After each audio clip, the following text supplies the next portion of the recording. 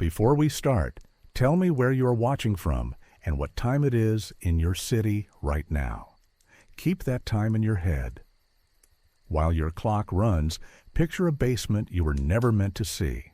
A wall of brass mouths, felt-wrapped metal cartridges thudding home, and a woman who can decide in 15 seconds whether two strangers meet or miss each other forever.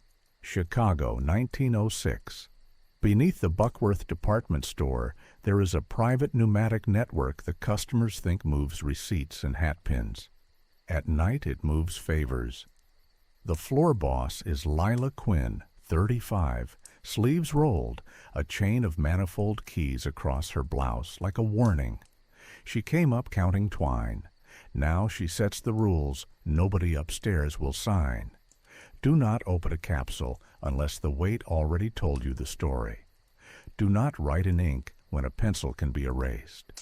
Do not promise love. Sell timing and a route that cannot be traced. At 9:55, a new hire comes down the service stairs with a flattened hat and careful eyes.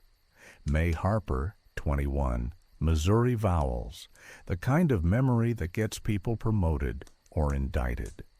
She notices which corks squeal, which gauges lie, and which letters were folded in anger. Lila sees it in a minute and decides it is safer to teach her than to let a rival shop spot her. "You think we move stock," Lila says. "We move people," May says, testing the line. "We move choices," Lila corrects. "People come along for the ride."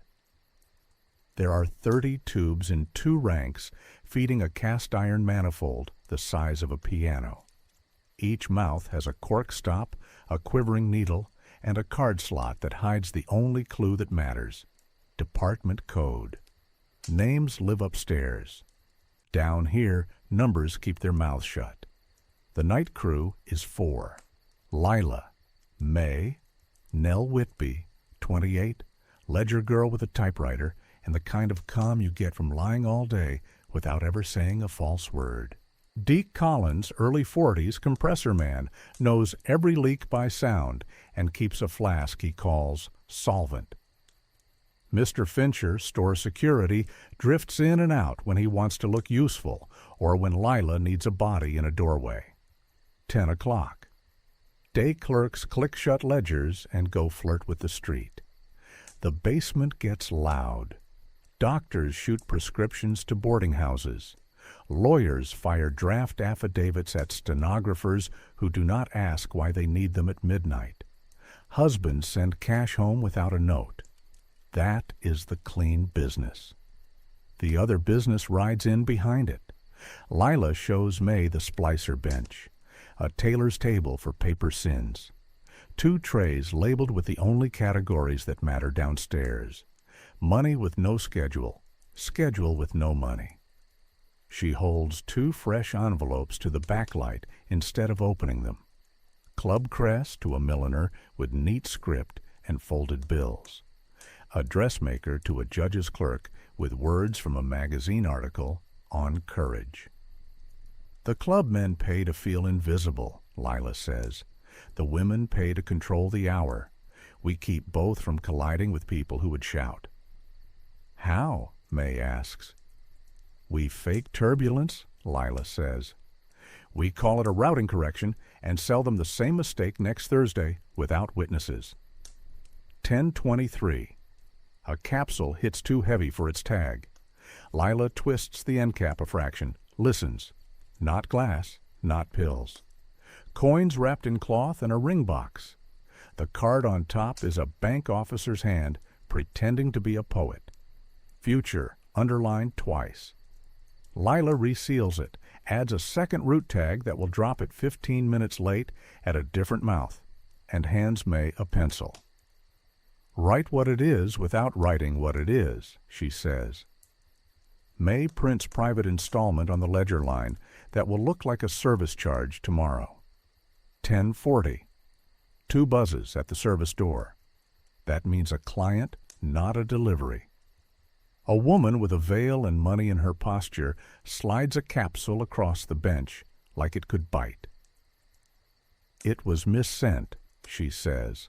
A clerk erred. She does not say husband. She does not say judge.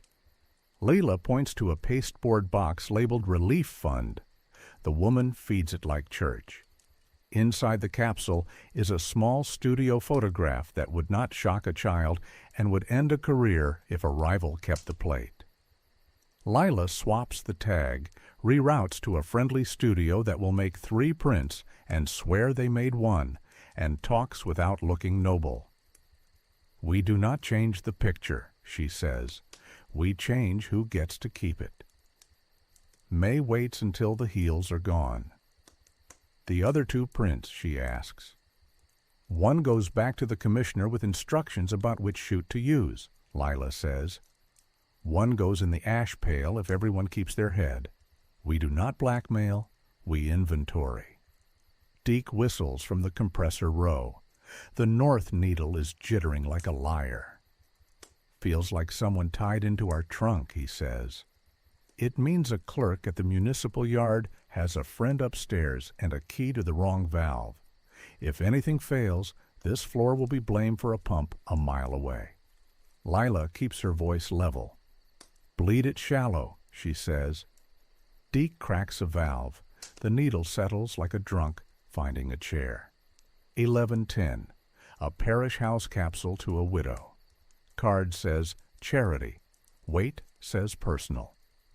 Lila reads it through the paper, not the seal. The priest underlines every 3rd word when he writes to someone he feels superior to. There are no underlines. Lila sends the letter as marked and chases it with an official card stamp store audit that tells the widow to use the South Evening Chute on Thursdays for reliability. We did not nudge a sin, she tells May. We gave 2 adults a door that does not squeak. 11:25. A mistrap. It happens once a week when a capsule bucks the bend and a letter noses out. May snatches it midair and cannot unread what her eye catches. A locker number, a time, a bathhouse note scrawled like a dare, and then scratched out. She pushes it back into the felt, reseals the cap with starch and spit, and recites the numbers in her head without wanting to. Lila sees the way May's face fixes. You do not carry nights in your pocket, she says. If you must remember, remember schedules, not names. 11:38. Mr. Fincher arrives with a man in a gray suit who will not show a badge or say a department. Gray suit wants the maintenance book. Nell shows him the clean one. It reads like a hymn. Invoice, adjustment, delay. He asks if private mail ever rents space in store tubes. Lila gives him a sentence she practiced. We route what keeps the counters friendly, she says. He leaves without a threat, which is worse. Men who smile and do not threaten come back with paper. Midnight. The store above is a stage set. Down here the choices get dumber and the money gets thicker. Lila puts May on the south trunk, take up. Sort by breath, she says. Calm, forced, fast, or gone. Calm moves. Forced gets a gentler corner. Fast gets slowed so nobody can say we hurried their ruin. Gone gets a card that saves pride for later. May catches a velvet box with a note in a banker's hand, the kind that calls money virtue. Route says Wabash Boarding House. She should send it. Instead, she moves it to a loop that costs 3 minutes and a story nobody can prove. 15 minutes is the distance between a yes in a parlor and a slammed door in a hallway. Lila watches and does not stop her. We do not save souls, Lila says. We stop collisions. 12:10. The north line sucks air like someone else owns the pump. Deke hears it before the gauge twitches. Yards stealing our breath, he says. Lila tests with 3 blank capsules stuffed with pulp. 2 shoot back clean. 1 returns with a thumbprint in graphite and the smell of coal tar that does not live in this building. Either a friend or a catastrophe, Lila says. May understands a friend with a key can be both. 12:25. A municipal wax seal on a capsule that should not be anywhere near a private trunk. Light, not heavy. Dangerous in a different way. Lila sets it in a sand pan without ceremony and calls the superintendent at home on a number no storebook should have. One ring. A tired man answers with his name like a dare. "You have a capsule lodged in my line," Lila says. "If it is yours, come sign for it. If it is not, you have a clerk who thinks your seal is a toy." He arrives without a hat, which tells May more than a uniform ever could, signs a receipt Nell already filled, lifts the sandpan like it weighs his job, and leaves without asking how Lila knew his number. May breathes out. "Did we just keep a bomb out of a headline?" she asks. "We kept our names out of it," Lila says. "Headlines do not print basements unless someone begs." 1 o'clock. The bathhouse locker replies. Not a letter. A ribbon folded into yes. Lila writes Thursday and circles it. She pulls a small pad labeled Dry Rooms and shows May the 3 doors in the neighborhood that do not fog when too many bodies stand breathing on the other side. "If we must route sins," she says, "we at least route them where boys with badges cannot point through steam." 1:15. A lawyer's clerk with cuff buttons too clean asks for a table, not a letter. Time, shoot, delay, return. No names. He pays in cash because his firm will not reimburse him for conscience. Lila sells him rhythms and nothing he can swear on. He leaves with a plan that will make him dangerous next Thursday and useful to this room forever. 1:40. Fincher snags a shoe department boy by the ear and a brass gauge key out of his pocket. The boy has graphite on his thumb and fear in his eyes. Yard codes on a strip of sailcloth stitched inside a felt liner. "Man in yard overalls trades settings for store credit," Fincher says.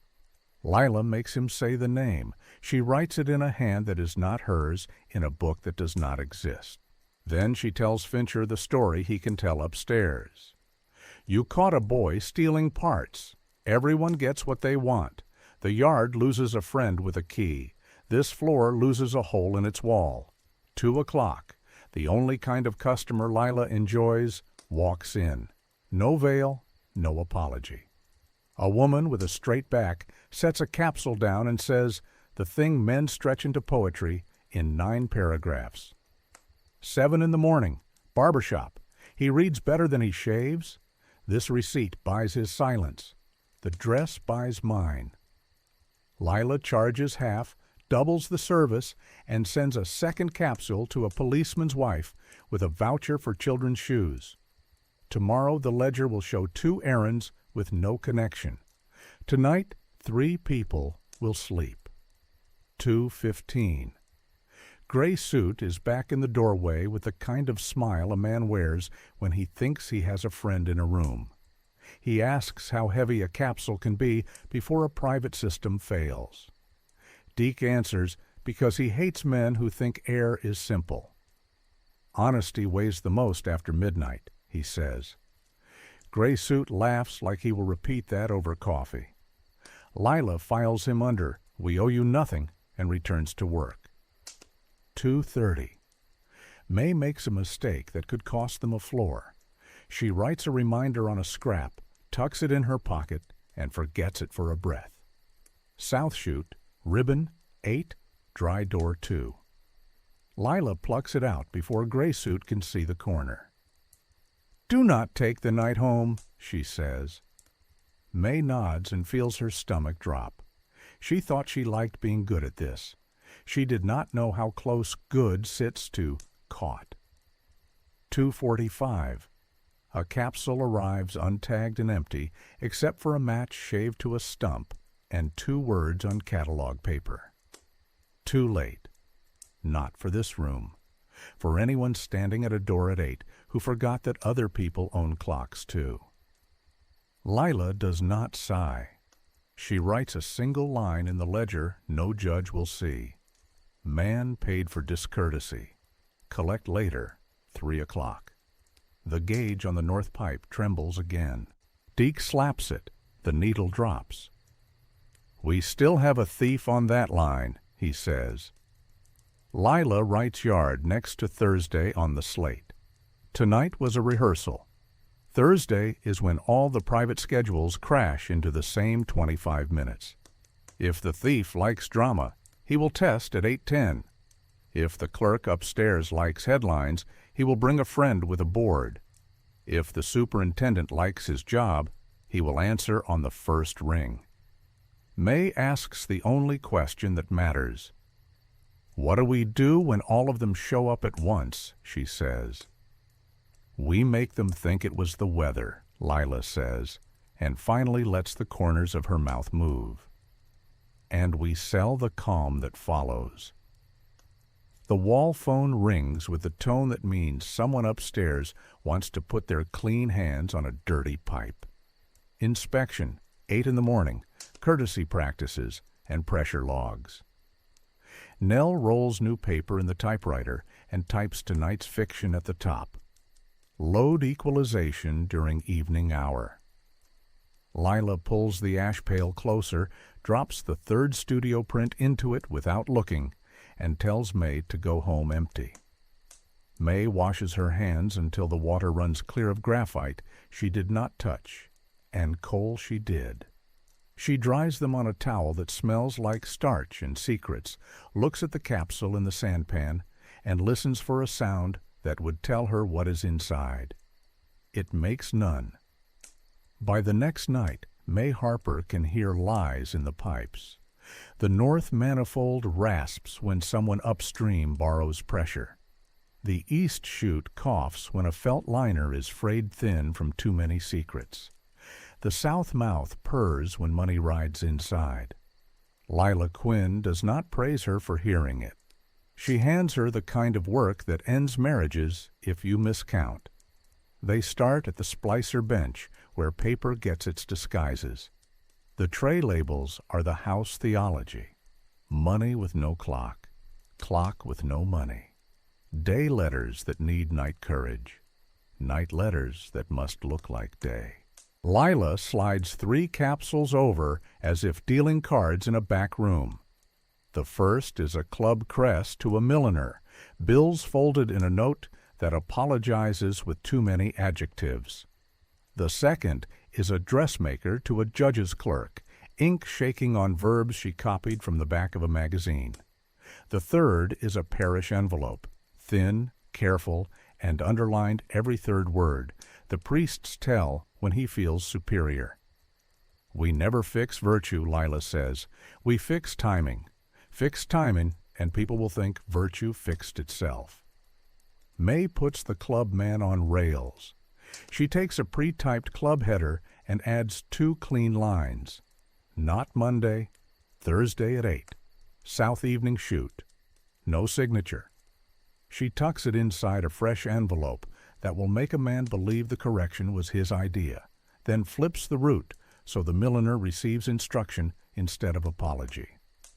The man stays powerful in his head. The woman shows up on time. The city calls it fate. For the dressmaker, May does nothing. Do you ever help them say it better? She asks. We charge extra for better, Lila says, and most of them want familiar, not better. Familiar hurts slower. For the parish envelope, May sends the letter as marked and chases it with a store audit card that quietly reassigns the widow to the quiet chute on Thursdays. No sermon, just a door that does not squeak. Nell Whitby's type bars tick like a nervous clock. She posts the night's receipts into 2 truths. The clean ledger reads like linen. Courtesy delay, routing correction, special messenger. The second ledger reads like a city's private conscience. Clubman moved to 8. Widow protected. Judge clerk circling.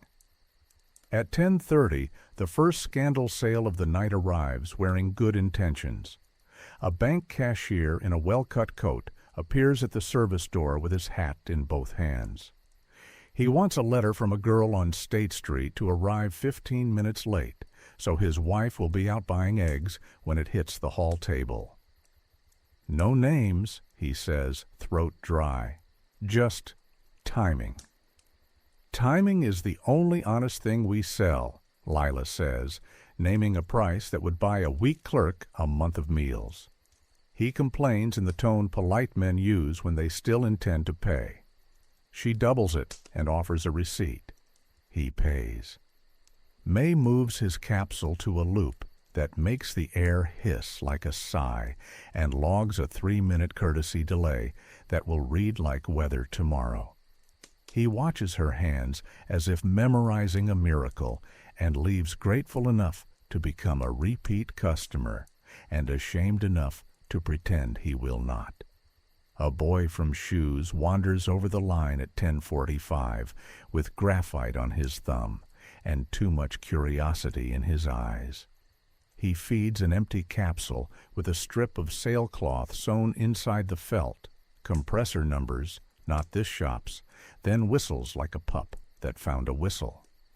Fincher appears behind him like a bad thought, plucks the capsule out of the mouth, and snaps the strip free.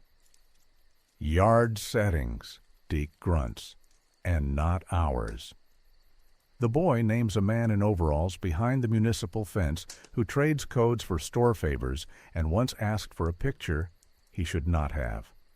Lila writes the name in a hand that is not hers in a book that does not exist, sends the boy upstairs to count ribbon for a month, and tells Fincher the story he can repeat without losing breath. You caught a kid stealing parts. At 11, a capsule bangs in with municipal wax and not enough weight. Bait? Lila reseals the flash in the seal with a match, writes nothing that could be quoted, and sends it back on a route that passes a bench where yard clerks play at authority. If tomorrow someone asks whether Buckworth opens city freight, the answer will be on their own wax. Meanwhile, the North Needle jitters. Deke cracks a valve a whisper and lets the pipe forgive them. Gray Suit returns at 11:10 with the same smile and a different pen. "How heavy can a private tube run before it fails?" he asks, stroking a felt liner with 2 fingers like he is petting a cat he intends to drown. "Depends on the cargo," Deke says. "Money rides lighter than courage. Lies ride heavy as lead." Gray Suit laughs like he will quote it to a superior.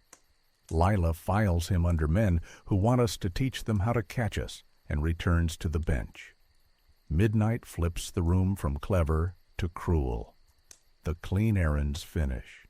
The other errands wake up. May catches a velvet ring box again and makes it late on purpose by the amount a hallway needs to become a mercy. She hates the feeling of power and loves the feeling of competence and pretends those are not the same appetite in different shoes. At 12:10, the pipes breathe wrong. Not a stall, a steal. The north trunk draws air like a lung on a different body. Deke hears it and swears. "They've bridged us," he says, yard pressure feeding through a valve that should be walled. Lila throws 3 stuffed test capsules into the line. One returns with a thumbprint in graphite and the yard's coal tar smell. "A friend or a catastrophe," she says. "Either way, someone upstream is stealing our alibi." 12:20. A woman with a veil and no ring glides in with a capsule she calls Missent. Inside, a studio photograph of a judge in shirt sleeves sitting in a rented room. No flesh, just posture, enough to make a newspaper if the plate exists. Lila does not look long. She routes one print back to the woman through a quieter chute with a note about dry doors. She sends one to a friendly studio with a sleeve and destroy instruction. She drops the 3rd in the ash pail. "We do not run people for sport," she tells May. "We let them own their risk or throw it away. A club messenger bangs the bell at 12:30 with an urgent correction that is not urgent and not a correction. He needs to move a tryst from a public entrance to a side door because a friend of a friend saw a badge at the lamp. Lila charges him nothing and sells him loyalty instead. Use the south door, no lobby. 8:12, not 8, she says. Men with money will pay forever for the feeling that someone like Lila lives for their convenience. At 1, a parish call arrives on the wrong instrument. The male voice is too smooth for grief. He orders a route to the widow, like a man accustomed to being obeyed by rooms full of women who do not earn as much as he does. Lila asks him which west room he means, by the wardrobe or the wash basin. He picks wrong without pausing. Lila marks his line with an X. He buys schedules, not absolution, she says. We sell him nothing that ends up in a courtroom. 1:10. The bathhouse locker sends back a ribbon folded into an answer the city does not have a word for in daylight. May stamps Thursday, then pulls the pad labeled dry rooms and sticks it under the bench with tape. What if someone finds that, she asks. Then we were moving invoices, Lila says, and you will have clean hands. At 1:15, the worst kind of customer returns. A decent man buying a bad hour. The bank cashier reappears with a second payment and a softer voice. He wants his apology letter to arrive on a different morning than his ring, not to hide a sin, to stage a story he can live with. Lila sells him a 2-day fiction in 3 minutes of routing. You are not paying for the letter, she says. You are paying never to be overheard by coincidence. At 1:25, May makes a mistake that would hang a crew with stricter bosses. She writes a reminder on a scrap, South Chute, ribbon, 8, dry door 2, and tucks it behind the splicer. Gray suit is still in the building, lingering like a cough. Lila slides the scrap into the ash pail without looking at May, the gentlest rebuke May will get in this room. Do not wear the night home, Lila says. May feels the shame in her knuckles. At 1:40, Mr. Fincher finally earns his pay. He returns with a yard name from the shoe boy and a brass gauge key wrapped in a handkerchief like a tooth. Lila has Nell draft a clean incident line for the upstairs book, stockroom irregularity, tool recovered, and a very different line in the second book, yard hand H, trade settings for favors, likely gray suit's ear. Fincher is told a version that flatters him. He leaves thinking he saved the store. Everyone gets what they need. 2 o'clock brings a woman Lila likes, spine straight, eyes level, no apology. 7 a.m., barbershop, she says, tapping her capsule. The barber will hand this to a man who reads better than he shaves. Inside is a receipt for a dress that would get me called names in 3 languages. The receipt buys his silence. The dress buys my afternoon. Lila charges half and double service. May logs the errand as special messenger and sends a second capsule to a policeman's wife with a children's shoe voucher. Tomorrow's ledger will look like charity. Tonight's room looks like justice. 2:15. Gray suit wanders back with an inspector who finally brought a pen. He asks whether private tubes can deliver courtesy, his word, without leaving a mark. All systems deliver courtesy, Lila says. The weather is best at it. He laughs and misses the warning. 2:25. A capsule arrives with no tag and a shaved match. 2 words written on catalog paper, like a dare. Too late. That is not for this room. That is cruelty delivered by air. Lila files it under debt and puts a pin in a man who likes to feel big by making a woman stand under a gaslight with nothing to hold. People think we sell sin, she tells May. Most nights we sell mercy. A few nights we sell memory. At 2:40, Stone, the reporter, appears in the alley mouth, cap low, curiosity high. He is not here to print. He is here to learn the names of the doors. Fincher blocks him with a bored posture that says, I have stood in more interesting hallways than this.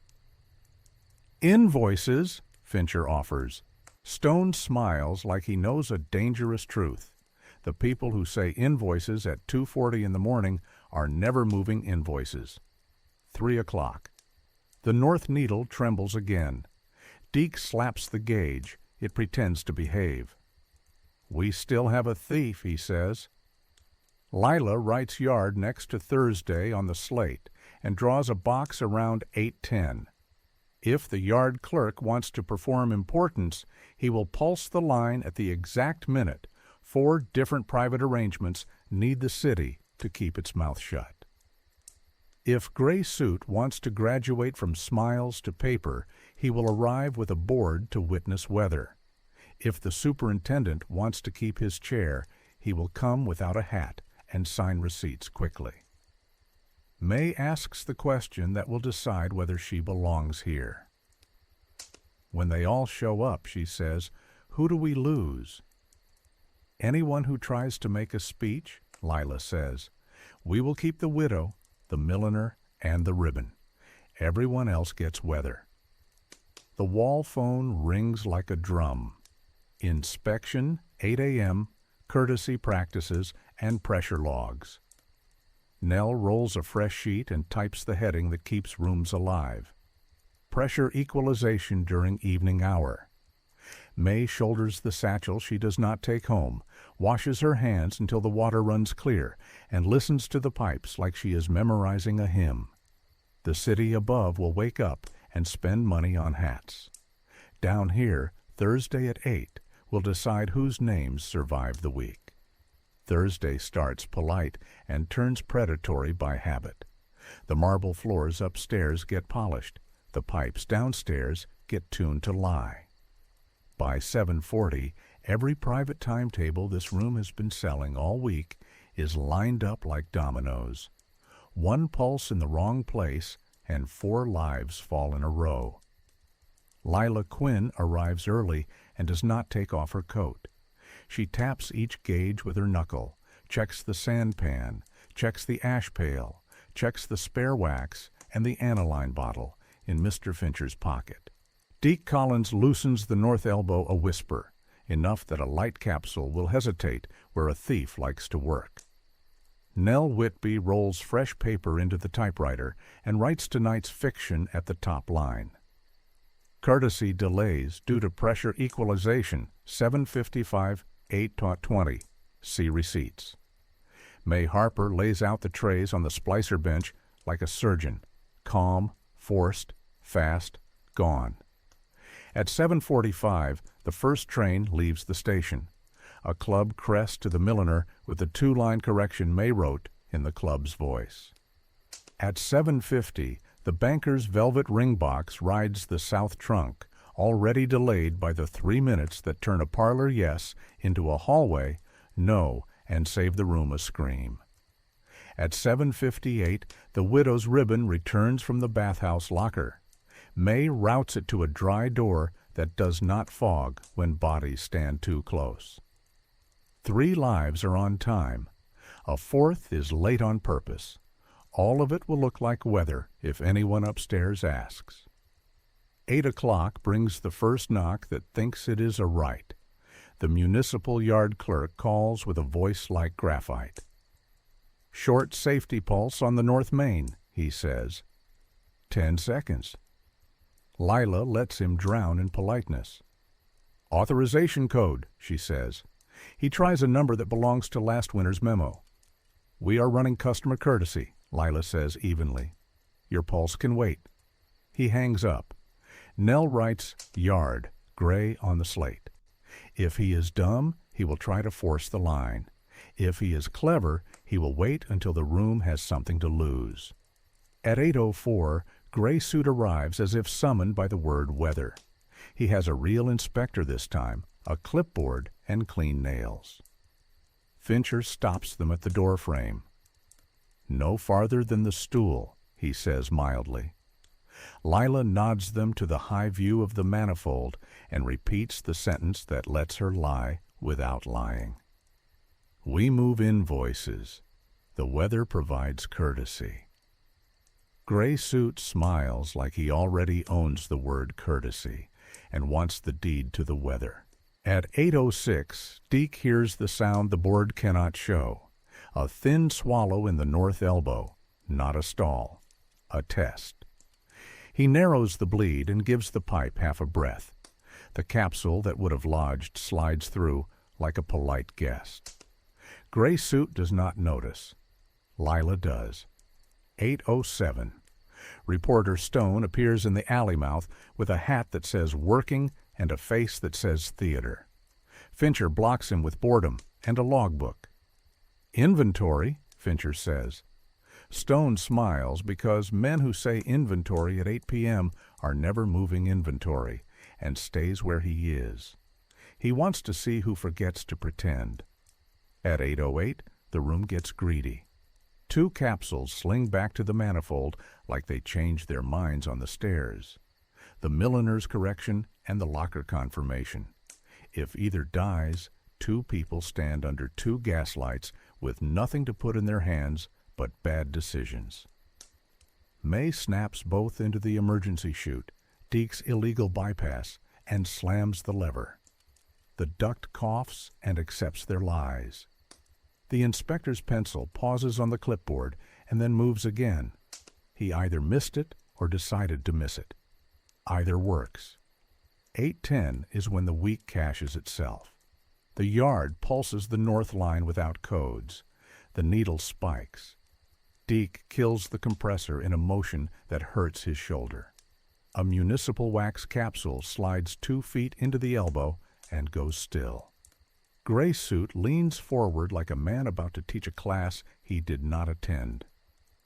"Float the pressure and crack the mouth," he says, pleased with himself. Lila looks bored. "Air is work. Panels are the yard's business," she says, and does nothing. Nell is already dialing the superintendent's home. 1 ring. A tired voice. Lila does not ask permission. "You have a municipal capsule lodged in my north elbow," she says. "If it is yours, come sign for retrieval. If it is not, you have a clerk who thinks your seal is a toy." He does not ask how she knows. He says, "Do not move," and hangs up. Men who speak like that are coming without a hat. The Gray Suit cannot help himself. He wants to put his fingers on the mouth and his name on the moment. Fincher offers him a steadying hand. The aniline dye kisses his skin without ceremony. Deke gives the elbow a quarter breath. The capsule coughs forward.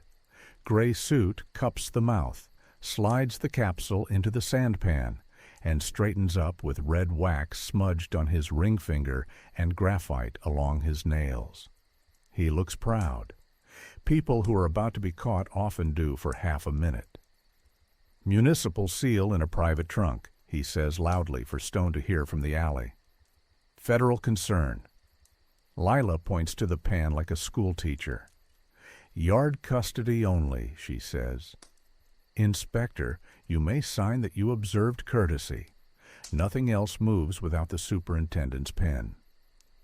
8:13. The superintendent arrives out of breath with the expression of a man counting exits.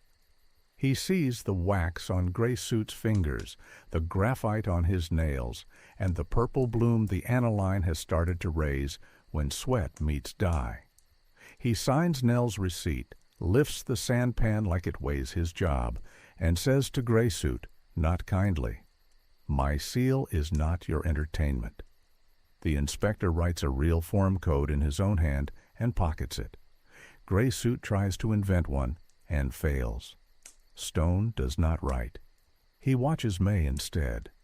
8:14. The banker's ring reaches a hall table without a witness. A life is about to get worse. slower. The milliner takes a side door that makes her brave look like judgment instead of luck. The widow with the ribbon walks into a dry room that stays dry. May writes delivered in the clean ledger and 3 different sins in the book that does not exist and will never be carried past this door. 8:16. The thing that ruins floors happens. A husband writes a receipt he means to keep and an apology he means to send on the back, with a woman's name spelled like virtue. A boy upstairs trips, grabs at a tray, and sends the wrong envelope to the wrong chute. May sees the corner of a note she almost carried home last night. South chute, ribbon, 8, dry door 2. Flash in her head and understands how quickly paper becomes proof. She does the one thing this room hates. She runs. She does not leave the building. She runs to the freight door, yanks Fincher's sleeve, and says the only honest thing worth saying at 8:16. Receipt has a name on the back. Fincher nods once like a man who has been waiting his whole life to be useful. He steps into the alley, stops a messenger boy with a cap and a bag, swaps envelopes with a fake apology about wrong door, tears the back sheet into 100 threads, and hands May a front that reads like inventory. Weather, he says, let it rain. 8:17. The superintendent leaves with the capsule and a debt. Gray suit declares, warrant, because that is the only magic word he has left. Lila nods at Nell. Nell drops the ink bottle Fincher staged on the bench. Gray suit steps back and saves his shoes. The inspector leaves first. Men with boards do not like being near bombs after someone else has defused them. 8:18 through 8:20 is cleanup disguised as routine. Nell types pressure equalization, 8:10, 8:18. Courtesy delays applied. No names. Deke gives the North Pipe a breath and tightens the elbow back to respectable. May routes 3 latecomers into quiet mouths and sells them all the same miracle. You were supposed to meet. The city agreed. Stone lingers in the doorway and tests one sentence on May. How is the weather? Predictable, she says, and watches him decide that a woman who says predictable at 8:20 is someone he cannot afford to print yet. He tips his hat like a promise he will cash later. 8:26, and the night tries one last petty cruelty. A man sends a blank capsule with a shaved match and the words too late for a door he does not have the courage to knock on. May files it under debt. Lila stamps the ledger line man paid for discourtesy. Collect, not names, habits. At 8:30, the room pretends to be a basement again. The needles settle. The mouths hiss like they are bored. Nell closes the clean ledger. The second book slides under the blotter and disappears like breath in winter. Deke rolls his shoulder and swears softly for the pain. Fincher pockets the aniline. Gray suit leaves with purple fingers he will not scrub out before lunch. The superintendent goes home hatless to a kitchen where his wife will ask if the city is still honest, and he will say yes and mean something more complicated. Lila pours a paper cup of water, gives it to May, and says the only praise that counts here. You didn't save anyone, she says. You saved the room. May drinks, tastes metal, and decides she can live with that until Thursday asks for more. They set the trap on a Monday because thieves expect drama on Thursdays and inspectors hate being dragged from their desks before lunch. It starts with paper and ends with air. Lila lays out the pieces like tools on an operating tray. A municipal-looking capsule with perfect red wax and a crest that is almost right. Inside, a folded sheet that looks blank until you breathe on it and a map appears in invisible ink. fake shoot codes, fake times, fake Thursday grid. A felt liner rubbed with graphite so it will tattoo any hand that touches it. A routing tag with a tiny error gray suit will not be able to ignore because men who live on favors cannot leave crooked lines alone. Why not hand this straight to the superintendent? May asks. Because he already owes us a night, Lila says. Debts are for later. Proof is for today.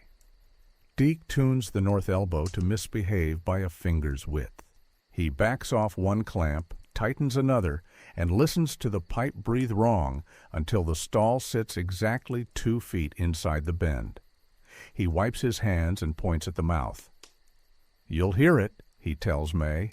A soft refusal, not a rattle. Nell builds the paper part of the noose. 2 receipts pre-filled with the time and the elbow. One that says the yard collected municipal cargo from Buckworth under Lila's custody. One that says a private clerk interfered with municipal property without code. The clean ledger is open on the desk. The second ledger lives under the blotter, like a sin under a Sunday dress. Mr. Fincher pockets a fresh bottle of aniline dye and practices the one gesture he learned in the rail police that still works, the friendly hand that stains. If I shake him, he says, he keeps the stain until morning. Lila nods. And if he comes with clean fingers tomorrow, we know who did the laundering. They feed the bait to the north mouth and breathe the valve. The capsule slides, hesitates where Deke built the hesitation, and sits like a liar rehearsing a denial. The gauge shivers. No one speaks. 15 minutes. Nothing. 30. Gray suit hates being late to his own tricks. At 40, the freight buzzer rings twice. Fincher opens to a smile and a hat. Gray suit brings a real inspector this time and a new fountain pen.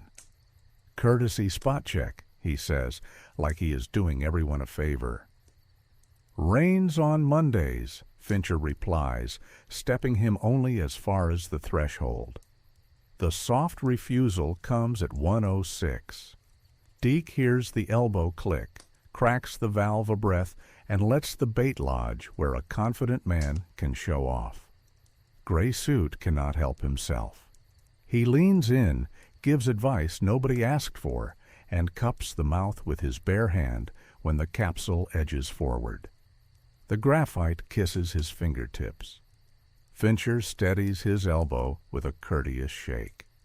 The aniline goes to work. Gray suit sets the capsule on the bench like a trophy. Municipal seal, he announces. In a private trunk. Federal concern. He reaches for the wax like it belongs to him. Lila slides the sandpan between his hands and the desk without raising her voice. Yard custody only, she says. Inspector, your signature can say you observed courtesy. Nothing else moves without the superintendent's pen. The inspector, who brought a pen because a woman told him to last time, chooses the side that keeps ink off his shoes. Call the yard, he says quickly. Nell dials. 1 ring. The superintendent answers with the sound of a man not wearing a hat. Lila does not flatter him. Your capsule is in my pan, she says. Your clerk's friend has graphite on his nails and purple blooming on his fingers. If you want to collect your property, bring a pen. If you send a boy, we will drop it in the drain and mail you our condolences.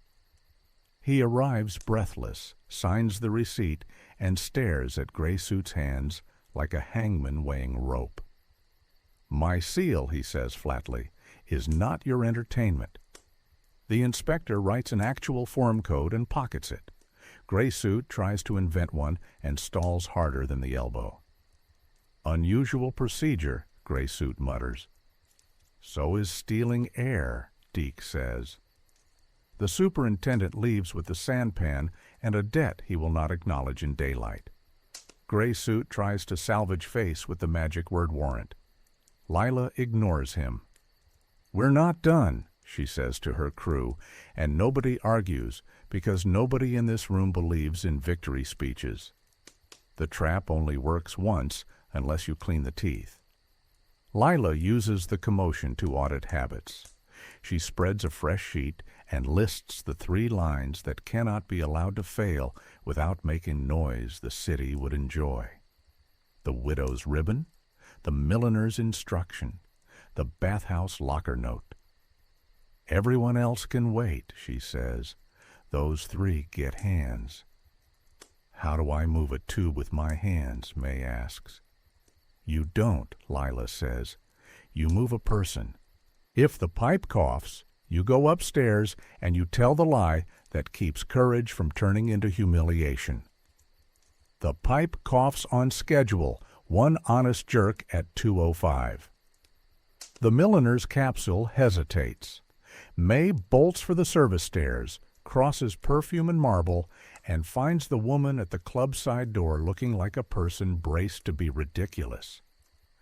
"Correction from the club," May says calmly.